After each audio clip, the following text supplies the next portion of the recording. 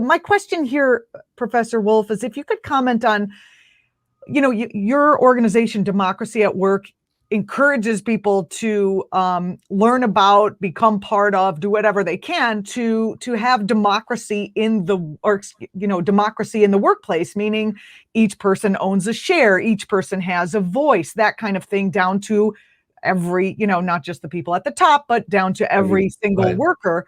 And therefore people are more engaged in the workplace. They have a sense of belonging, they have a sense of purpose, etc.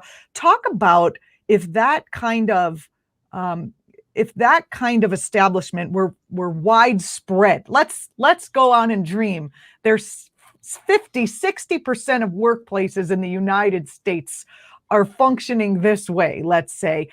What effect would that have on sort of this stratification of society and the need for the police to protect the top 1%? I think a democratized workplace where everybody has one person, one vote, if that were the regime that governed our enterprises, then there wouldn't be a tiny group at the top who makes all the decisions. It would be democratical decisions, everybody having a say. And here's one thing I could assure you. If everybody had an equal voice, it would never happen that you would give a tiny minority of the people vast wealth and the rest of the folks unable to send their kids to college because it's too expensive. In other words, we would never have the kinds of inequality that capitalism is so usually productive of. And if we didn't have a small group of people with inordinate wealth, then they wouldn't need police protection. I can show it to you another way. Millions of people over the years have lived in small villages and small towns where the police are not a force like what we have here. And typically, when you look at it, it's because those communities do not have a structure of a few very wealthy people and everybody else looking with envy at them. I think that's a key way to deal with the social roots of the problem. Here's another one. President Biden has announced that in September, the troops the United States sent to Afghanistan will finally be coming home after the longest war in American history. And because it was the longest war, the current estimate is it cost not only the lives of all the people killed, wounded, mentally wrecked, but $2 trillion of wealth.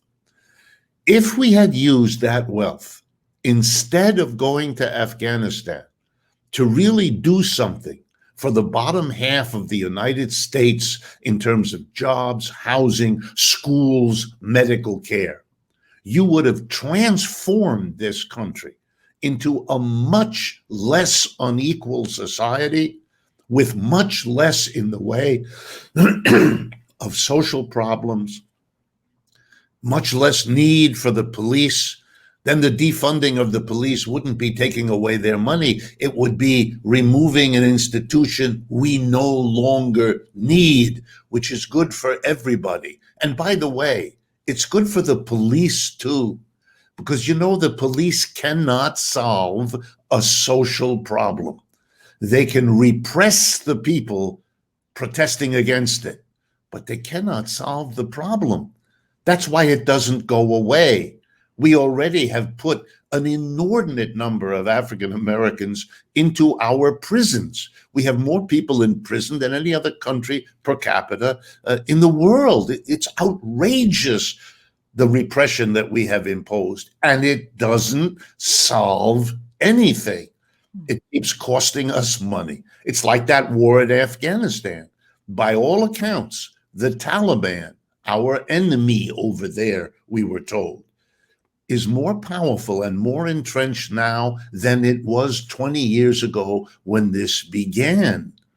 There's been no winner here, but you could have done something with that money that really helps the American people in the way that this war did not.